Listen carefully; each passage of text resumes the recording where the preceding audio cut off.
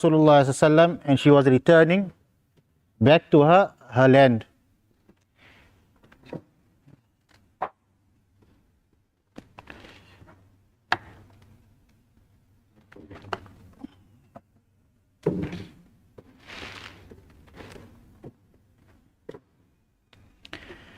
Halima Sa'adiyah, she was returning back to her land.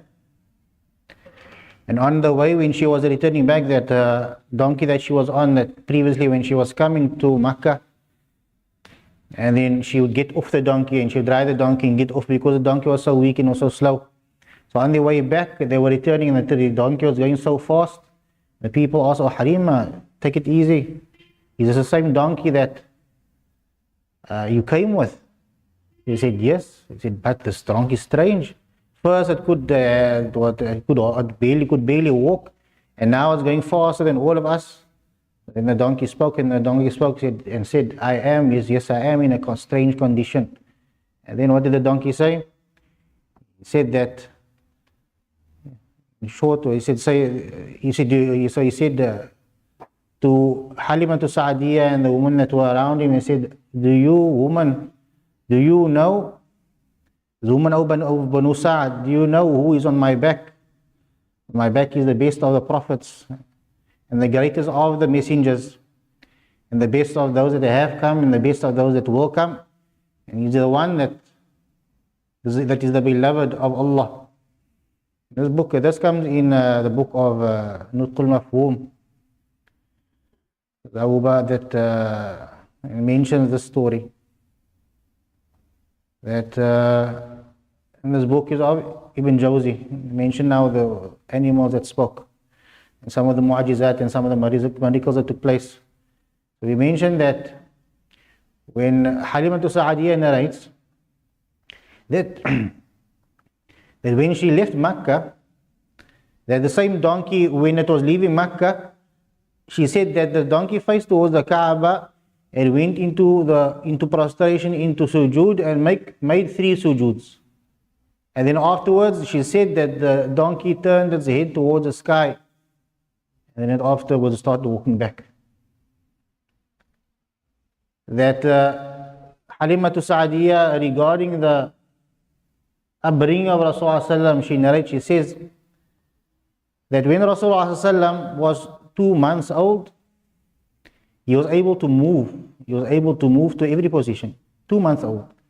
We know a baby of 2 months old can't move, just lays on his back. Can't even move his body. So she says that Rasulullah was able to move to every position, could move easily. And then, and this means that he could walk at that age. So Rasulullah could walk at the age of 2 months old. And then she says that when Rasulullah was 8 months old, that Rasulullah could speak so that you can understand. 8 months old, he could speak.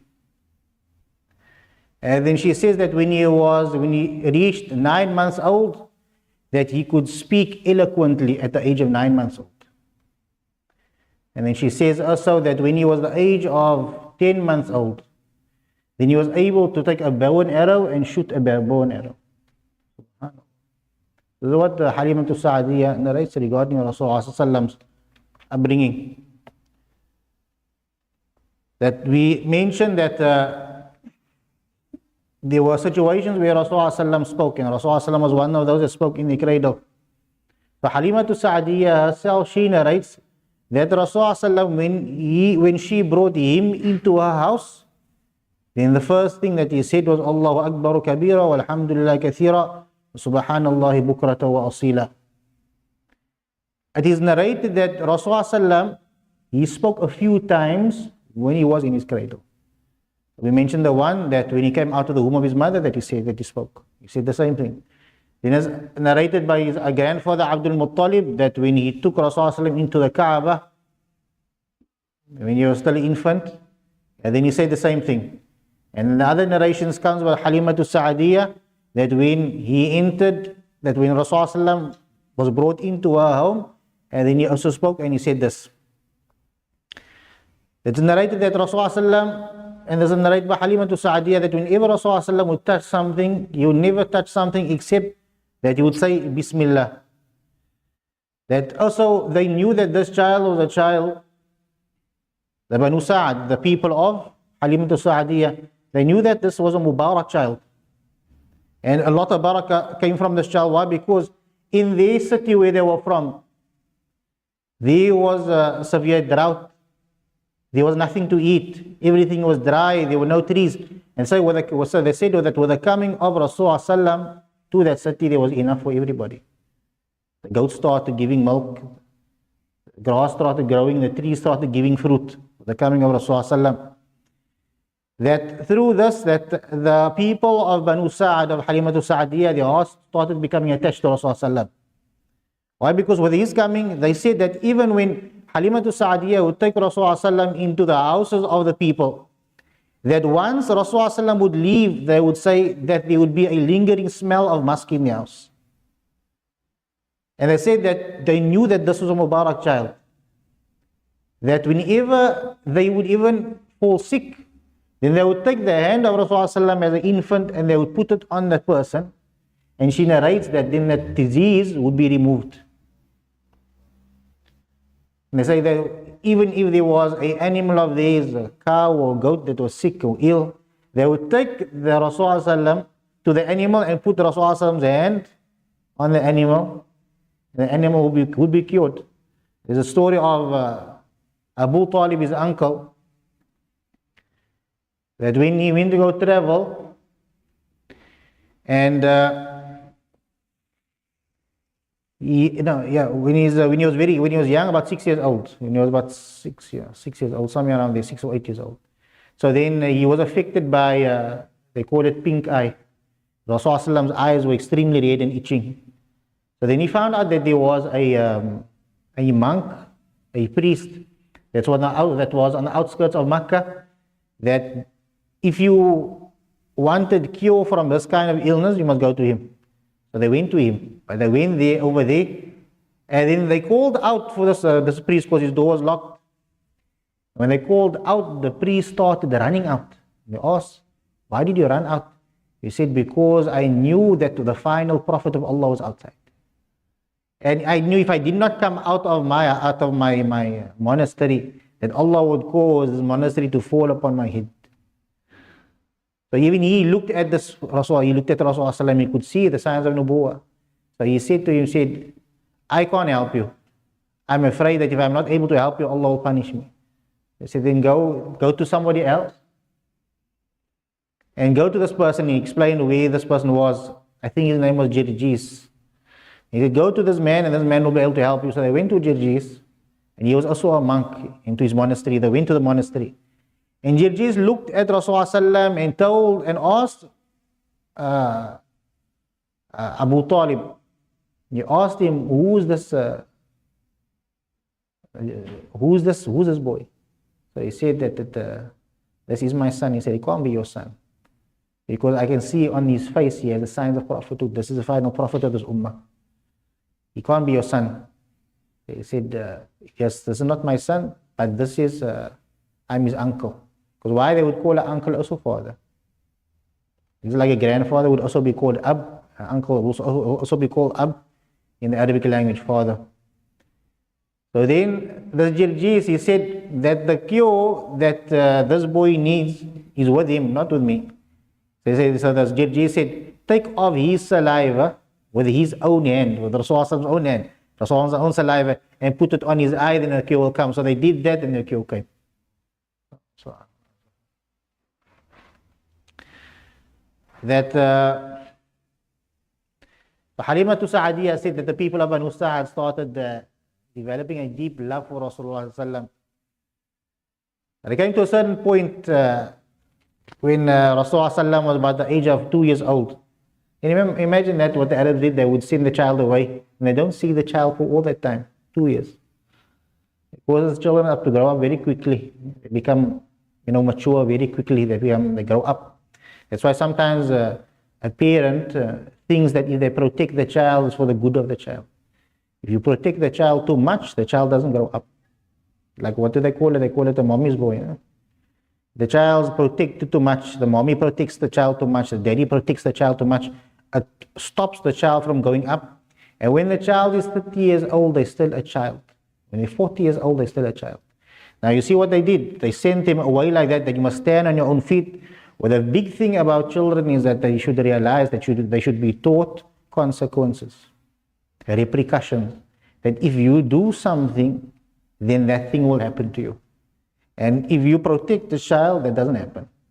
When a child's taught from a young age, look here, if this is what's going to happen, then that's what's going to happen to you. There are repercussions in life.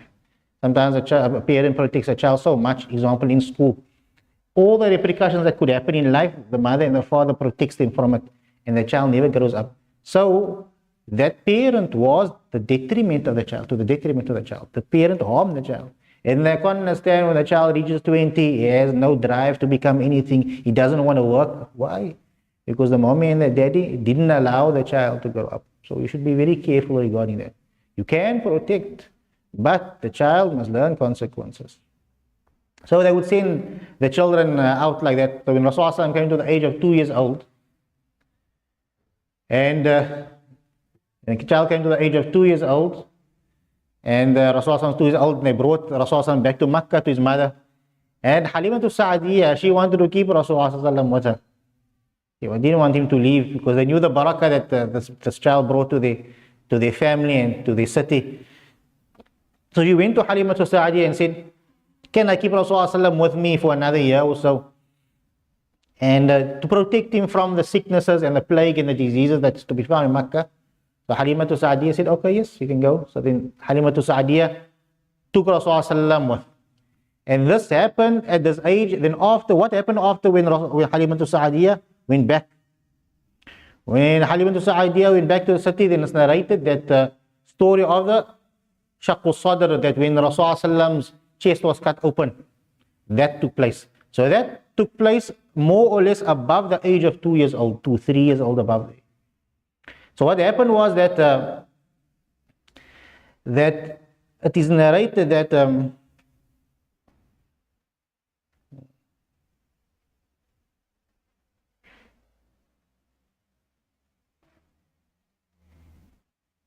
that Halimah Sa'adiyah, she narrates, she says that a few months after coming back from the mother, so which means the splitting of the chest took place when he was about 3 years old, around about that age.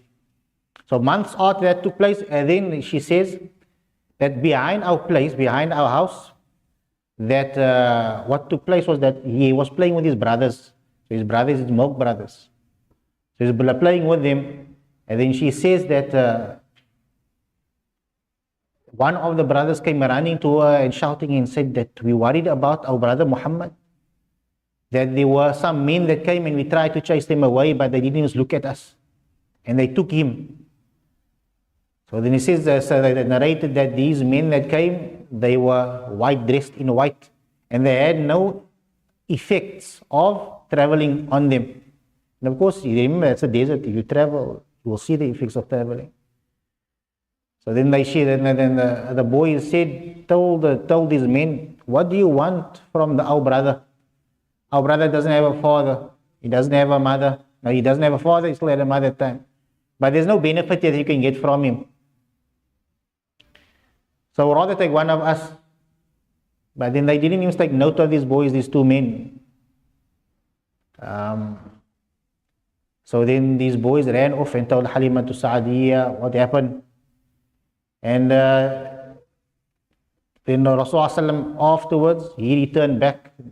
He returned to Halimah Sa'adiyah, and Halimah Sa'adiyah asked Rasulullah, what happened? That my sons told me that something happened to you. Then Rasulullah himself narrates, he says that the two men that came to me, Rasulullah says that their clothing was white. And he said that these two men that came to him were Jibreel and Mikael. And then Rasulullah said, told Halimah Sa'adiyah, that the two men came and they asked each other, they asked that, Ahua, is this him? And the one said to the other, yes, this is him. And Rasulullah said that the two men, they came and they pulled me closer and they hugged me. But then they took me and they put me down gently onto the floor. And then they split my chest. And he said that Rasulullah's chest was split from the sternum until below the navel. And he said that he told Halimatu Sa'adiyah that they took something that was dark black out from inside of me and they threw it away. Rasulullah said, "Uma adri ma huwa," but I do not know what it was. That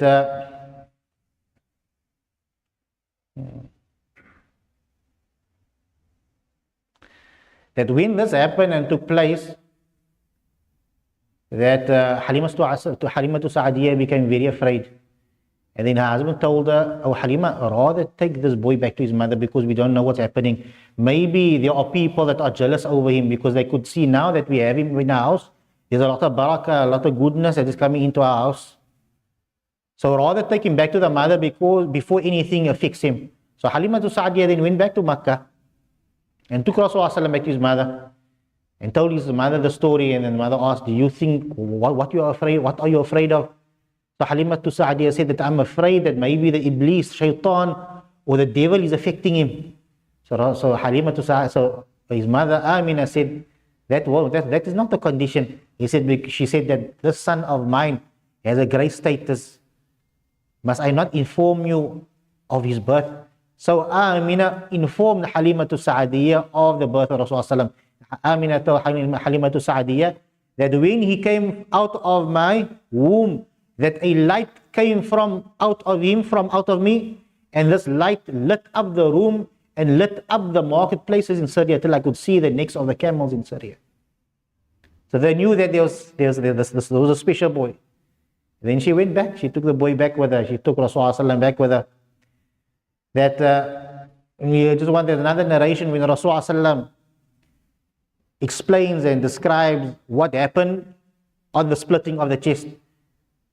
That Rasulullah himself narrates this and he says, وَأُسْتُرْضِعْتُ فِي بَنِي سَعَدٍ, that he said that I was breastfeeding, I was growing up, basically, I was drinking milk, Halimatu Sa'adiyah, in the land of Banu Sa'ad. This was the clan of Halimatu Sa'adiyah. She says, so Rasulullah says that I was playing with my brothers behind the house, and then two men came, and they had white clothes on. And in one of their hands, there was a bowl, and this bowl was a golden bowl filled with ice. And Rasulullah says that the one took me and he put me on the floor, and then he split my stomach, my chest open, and then he says that Rasulullah said that they removed my heart, and from my heart they removed something that was black, and then they threw it away. And the two of them, they said, Rasulullah said that these two men said that this was the portion. They addressed Rasulullah, these two malaika. They said this was the portion of the shaitan that was with you, O Rasulullah. Does this mean that the shaitan could affect Rasulullah? No. That many of the scholars, they say that As-Subki, he says that this was to show that the completion of the creation of Rasulullah. That Rasulullah was created, even though he was the best of creation, he was created completely in the form of every human being, because every human being has a portion of shaitan with them. By the hadith of Aisha radiallahu anha, she says that Rasulullah had the shaitan with him, but he caused his shaitan to become Muslim. And it is said that if Allah did not create Rasulullah in the perfect, complete form of a human being, then this miracle of the splitting of the chest would not have been able to happen. So Allah created Rasulullah with that. It's almost like if you have a tool, it does not mean that it can work unless you press the button. Something can be there, but then it's not used. But that portion of the shaitan was there to show this miracle of the splitting of the chest. But it did not mean that the shaitan could have an effect over Rasulullah. So Rasulullah says in the narration that these two malaika, that they said to him, they told Rasulullah that this black portion that we took out, that this was your portion of the shaitan that was with you. And they took it out and they threw it away. And Rasulullah says that they washed his heart with the ice that was in this golden vessel until they cleaned it completely. And they filled the heart with hikmah, with wisdom. They filled the heart with iman. And then Rasulullah says that the one malaika said to the other malaika, come here and give me sakina, bring tranquility to me. And then the malaika put this tranquility in the heart of Rasulullah sallallahu alaihi wasallam. And then they put the khatamun nubuwa, the khatam bayna katifay, like it is mentioned now, that the sign of prophethood was put between the shoulders of Rasulullah sallallahu alaihi wasallam. So remember, there are some narrations that says that it was with him at birth already. But it also could mean that there was also a khatam, a ring that the malaika had, and that could have been put on the back of Rasulullah also. So it's narrated that in another narration we will mention regarding the splitting of the chest, that these boys were playing with Rasulullah behind the house of Khadija anha, and then they took Rasulullah, these two men. So these two men took Rasulullah, and then the boy said, rather take us, don't take this boy. And when these two men did not worry about these boys, what they were saying, and the boys ran to Halimatu Sa'adiyah and wanted to find out what happened. That they said that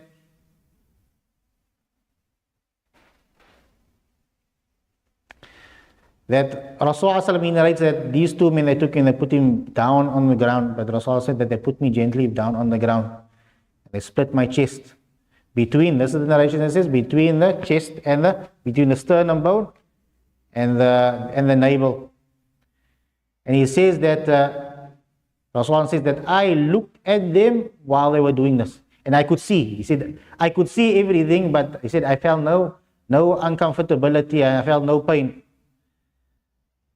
Then Rasulullah says in this narration that they removed my organs, not only the heart. They removed my organs, they removed his stomach, they removed the heart. And he says that they cleaned it, but not only cleaned it a little, but they made extra effort in cleaning it and purifying it. And then he says that they put all of these organs back into its place. And then he says, the Rasulullah says that then the one malaika said to the other malaika, move out of the way. And then Rasulullah says that the malaika, what he did was that after washing the organs, then the malaika put his hand and then removed the heart, and then removed the black spot from his heart, and then he threw it away. And then Rasulullah says that then the malaika came and he lifted his hand as though he was going to eat something, like when you eat something with your 3 fingers. So the malaika lifted his hand up like this, and then Rasulullah said that on his finger there was a ring, and there's a ring that was a ring of light of nur. And he said it's the light that nobody has seen before. He said that if you had to look at this, it would mesmerize you. Then Rasulullah said that he took this ring and he lifted it up as though he was going to eat. But then he took the ring and then he put it on my chest, on my heart. He put it on my heart. And he says that then when he put the ring onto my heart, then the ring filled me up with nur, with light. And Rasulullah said that this nur, this light was the light of nubuwah, of prophethood. And this light was that light of hikmah, of wisdom. And Rasulullah said that I found that when the ring was put on my heart, it was like I felt as though there was a coolness that was running through my veins. And Rasulullah said that I myself, as I am sitting here with you and writing this to the Sahaba, he said I can feel still till now the coldness of that ring running through my veins. And then he says that the malaika told the other malaika, the one malaika told the other malaika, move away from him. And then what he did was, when he moved away, then the other malaika, he put his hand on the chest. Rasulullah said that the malaika came and he put his hand on my chest. And he moved it down my chest until my belly button. And he said that it closed the cut completely. And it was healed. So then they said that then the malaika took that ring again and sealed the wound with that on my chest. And like that it was complete. And he says, then the one malaika said to the other malaika, زِنُهُ بِمِئَةِ مِنْ أُمَّتِي فَوَزَنِي فَرَجَحْتُهُمْ. That the one malaika said to the other malaika, that weigh him against 100 of his ummah. So they weighed the iman of Rasulullah against the 100 of his ummah. And then Rasulullah iman outweighed them. And then they said, okay then, bring 1,000 of his ummah and weigh the iman of Rasulullah against 1,000 of his ummah, and then the iman of Rasulullah outweighed them. And then the one malaika said to the other malaika, you can weigh the iman of this entire ummah against Rasulullah, but Rasulullah will still outweigh them. And then Rasulullah said that the man, this malaika pulled me close towards him to his chest and he hugged me.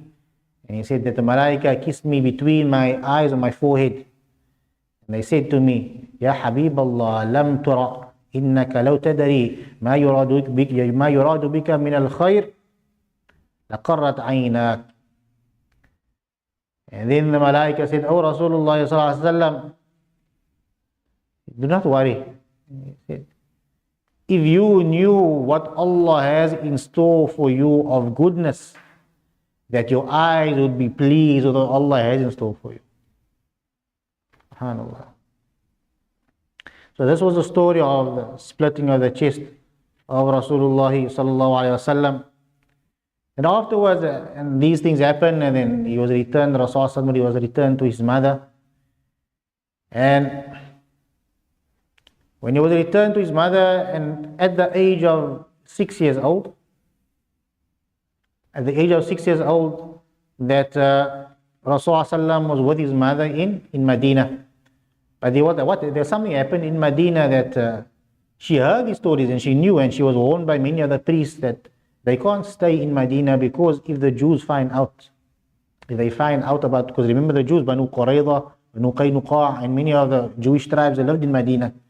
And they told her that if they must find out about your son, that he is the final prophet, they will make plans to harm him. So because of that, then his mother Amina left Medina, and she was leaving Medina, and on her way back to Makkah, then she passed away in a place called Abwa. Now Abwa is more or less halfway between Makkah and Medina, but closer towards Medina.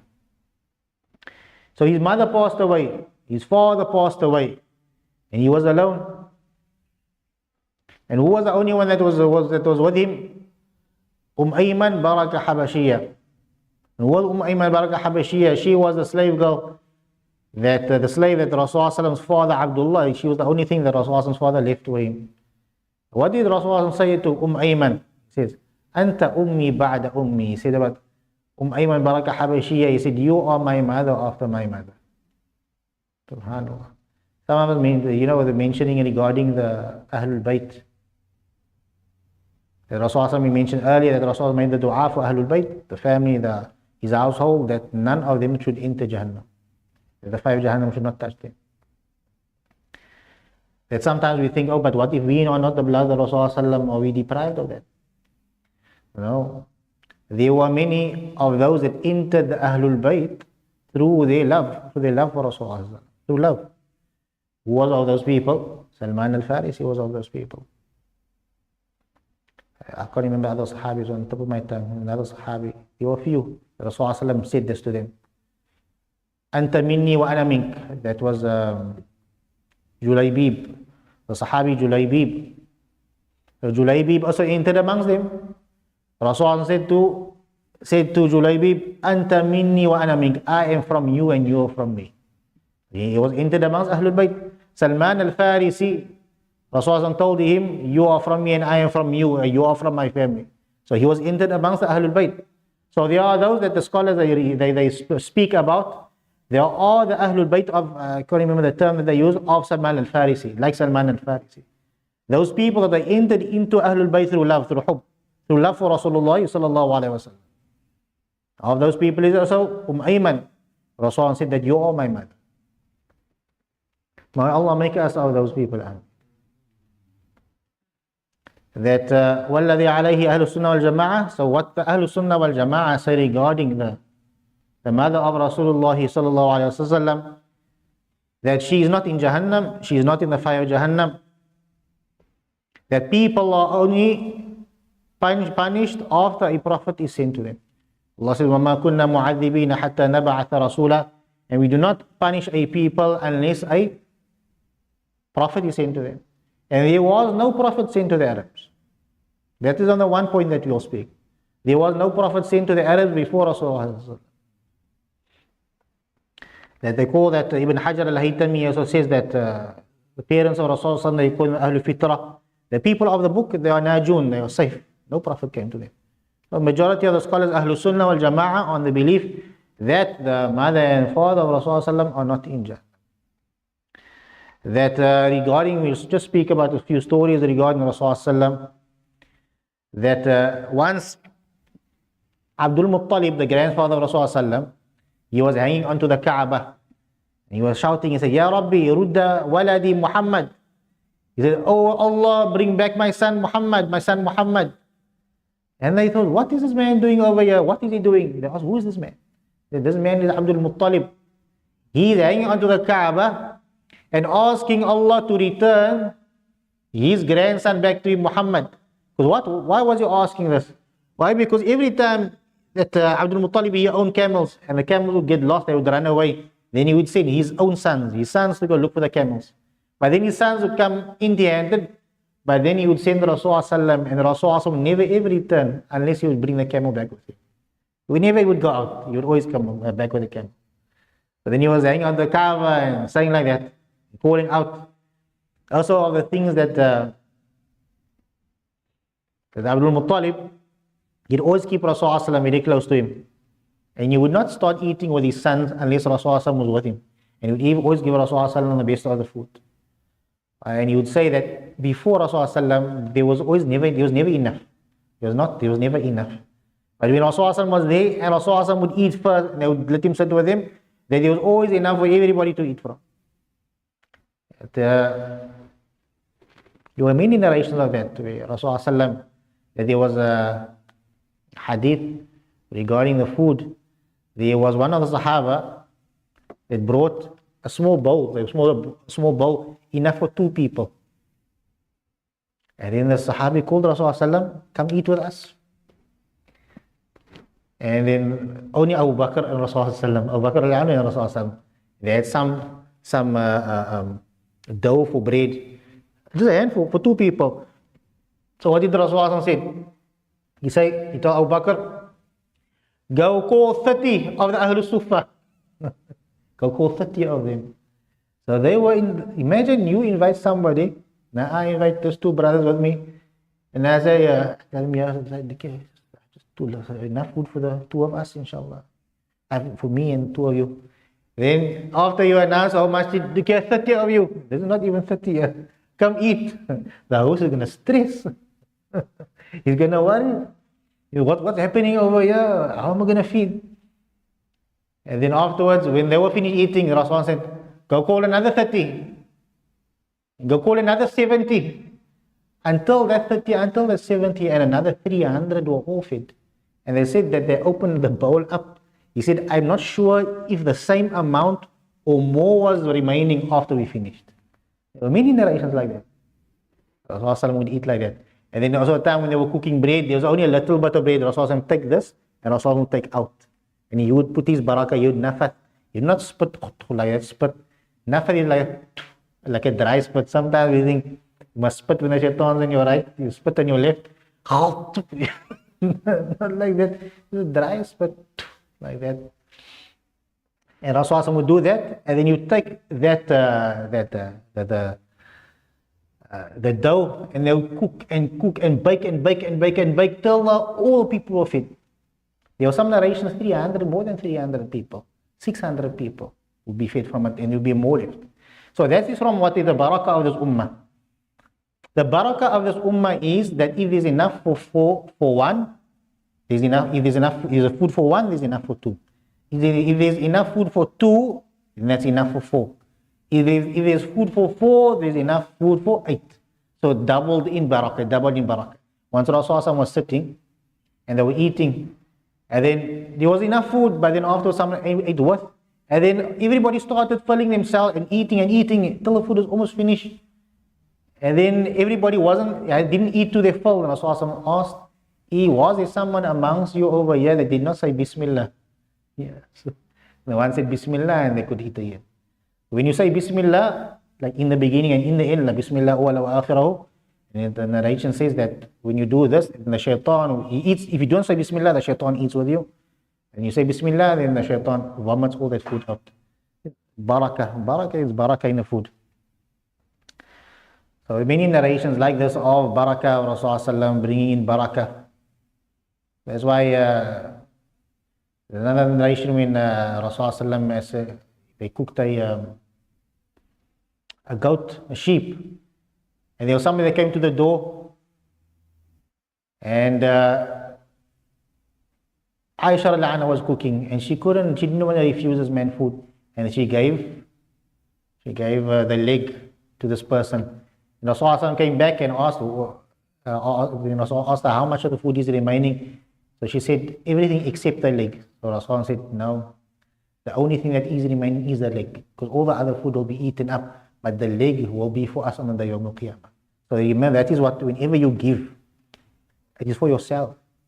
It's something, especially if you do it in a good, proper way, that you don't do it to tell people or show people, and you hide it so that it can be put inside your treasure chest on the Yawm al-Qiyamah, that Allah will show you, this is what you did, and Allah gives you the reward. Now, nobody says that you must not tell people what you do. But the more, they say, if anyone other than yourself knows about your secret, it's not a secret anymore. That is what it is. And maybe you tell somebody what you did, and then it spreads and goes and goes. And afterwards, you start enjoying it when people praise you. The dangerous thing, you can lose your sincerity and lose your reward. So something is so valuable, you don't risk it. If you don't have to tell, then you don't tell. So that one more narration we want to speak about Rasulullah sallallahu alaihi wasallam. Two more narrations. That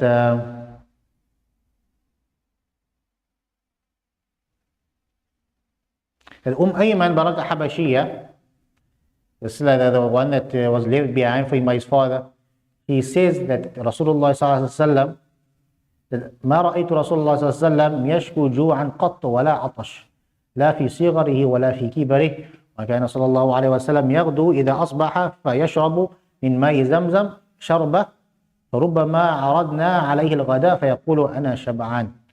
Ayman Baraka Habashiyya says that I never ever saw Rasulullah sallallahu alaihi wasallam complain from hunger or thirst ever. Never when he was a child and never when he was older. That Rasulullah sallallahu alaihi wasallam, that if he would wake up, he would drink a cup of Zamzam, just a cup of Zamzam, and she says that in the morning, that in the afternoon would come, and she said that I would come to him with some lunch, and then he said, no, I'm full. And there's one story, the last story we'll just mention about when his uncle Abu Talib, and we'll finish off with this inshallah, his uncle Abu Talib, that when he was going to go travel towards Syria. So we know that when they travel, they go from Makkah to along the coast. They would Makkah along the coast. You know where Yambu is? Yambu is very close to where Badr is. And they would go along the coast and they go out up to Jordan. In Jordan, they would go into Syria. So if you go on that route, where do you go past? You go past Gaza, Palestine. So when they were traveling around this place, now we know that there are some people that they go to Jordan, they know that tree, I think the tree that they go to, and that is that tree they speak about in this narration, that the caravans would stop at. And that tree, and they say that tree is the tree that Rasulullah sat beneath. Allah. So that so they narrate that this rahib, that this monk, Buhaira, his name was Buhaira, that this monk, he saw the caravans of the Quraysh, always used to go past, traveling past his monastery when they would go traveling on to Syria. So what happened one day, that they came with this youngster, Rasulullah at that age, he was about 25 years old, and he was going past, and Buhaira from his monastery, he could see through the window that there was a youngster amongst them And that this youngster, there were clouds above him, and there were clouds that were shading him. And he watched, from his monastery, watching this youngster walking, and the clouds above him giving him shade. And Buhayra saw that once he came towards a tree, and we came by the tree and he sat down, that he looked at the clouds and he said that the clouds stayed above the tree and gave shade. And when Rasulullah sat there, he said, I could see that the branches of the tree would move so as to give shade to Rasulullah sallallahu alaihi wasallam. And then I said, at that time too, I saw him take off his shirt. And when he took off his shirt, I could see there was a sign, or the sign of prophethood was in between his shoulders. So then Buhayra, he never used to really mix with the Quraysh. He did not like the Quraysh. Why? Because they were idol worshippers. And he was of the people of the book, of the old books. So then Buhayra, what he said, he decided, he went down to them, to the Arabs, and he told the Arabs that I'm inviting all of you to come eat by me. So then they said, oh, this is very strange. Buhayra, we've always been going past you and you always avoid us, but what's happening this time? You're being so nice and inviting us to come eat food and meat. So he said, but with a condition that you must bring everybody, young, old, slaves, everybody, you must come eat. So then they all came to come eat. And then Buhayra said, but there's somebody missing. They said, there's nobody that's missing that doesn't deserve to be here. There's one youngster, but he shouldn't be sitting with us. So Buhayra said, no, the condition that every single one of them must come. So they brought Rasulullah sallallahu alaihi wasallam. They says that when Buhayra, when he saw Rasulullah sallallahu alaihi wasallam, he said he could not take his eyes off Rasulullah sallallahu alaihi wasallam. That he looked at him and started staring at him. That he started looking at all the different parts of his body. And he said that when he looked at the face of Rasulullah sallallahu alaihi wasallam, he could find the signs of prophethood on Rasulullah sallallahu alaihi wasallam. And he sat there looking at him the whole time until all the Quraysh left. When all the Quraysh left and the food was finished. And then Rasulullah sallallahu that Buhayra went to Rasulullah sallallahu and asked him, I asked you by the rights of Lat and Uzza, by the idols, that whatever I ask you, by Lat and Uzza, whatever I ask you, you must swear upon Lat and Uzza, but by whatever I ask you, you must answer me. You must give me the answer. So Rasulullah said that there's nothing more disliked to me than this Lat and Uzza. So then Buhayra said, okay, then I ask you by Allah, by the Lord, that whatever I ask you must answer. Then Rasulullah said, okay, then ask. So then he started asking, and then Buhayra started asking Rasulullah about his condition when he sleeps, and about his condition when his life conditions, everything about him, all details about his life. And then all the answers that came from Rasulullah agreed with what Buhayra found in the previous books. And then Buhayra asked Rasulullah to uncover his back so that he could look at it. And then he saw the sign of prophethood between the shoulders of Rasulullah. And he said, but that Buhayra went and kissed the sign of prophethood between the shoulder blades of Rasulullah. And then the Quraysh, they could see what was happening. What they said that this Buhayra, that this Rasul Muhammad must have a great status by this Buhayra. Look what is going on. He's kissing the mark between his back.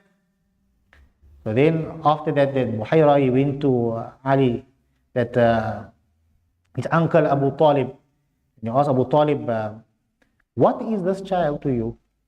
He said, this is my son. Just like the other narrations, that's okay. He said, this is my son. And Buhayra said, this cannot be your son. Who is this boy to you? So then Abu Talib, the uncle of Rasulullah, said, no, this is not my son. This is the son of my brother. The son of my brother. That is correct. Buhayra said, that's correct. What happened to his father? His father passed away. Yes, that's correct. And his mother passed away. Yes, that's correct. Why? Because it comes in the books that he will not have a mother and will not have a father. And then after his mother and father who pass away, he would be looked after by his grandfather. Buhayra knew this. And all the other monks, they all of them knew this. So then Buhayra said, you have told the truth that you're not the father. Buhayra said, return with the son of your brother to your land, to Makkah. And be careful of the Jews, because if the Jews should see him and they should know about him, they would plan evil plans against him and they would try to harm him. Then afterwards they return to the city. Inshallah, we end over there, inshallah. I think this is the last day of the class of the Seerah. Tomorrow you have Jumu'ah, and then Saturday and Sunday I think you have some other classes. I think this is our last day, inshallah. So Jazakallah khair for having me. May Allah put barakah and in this gathering. May Allah make this other gathering that where Rasul says, La yashqa bihim jalisuhum. There are certain people that you sit in the gathering, you will not be deprived from the goodness that comes to them. That is what Rasul said. You will not be deprived. So that's why we are encouraged to sit in the company of the Salihin. Because sometimes it may be a person that is a pious person in the gathering. And if Allah looks upon that, then those around that person will not be deprived. And we also Allah that this be of the gathering, that the Malaika look for the gatherings and say, here's the gathering. Oh Allah, this gathering, there's a gathering of people that are remembering you. And they came together out of love for you. And Allah says that I forgive everybody in the gathering. And I forgive everybody that attended that gathering. May Allah make this of that gathering. Ameen. May Allah allow us to reach Laylatul Qadr. May Allah forgive us of our shortcomings. May Allah grant us the sweetness of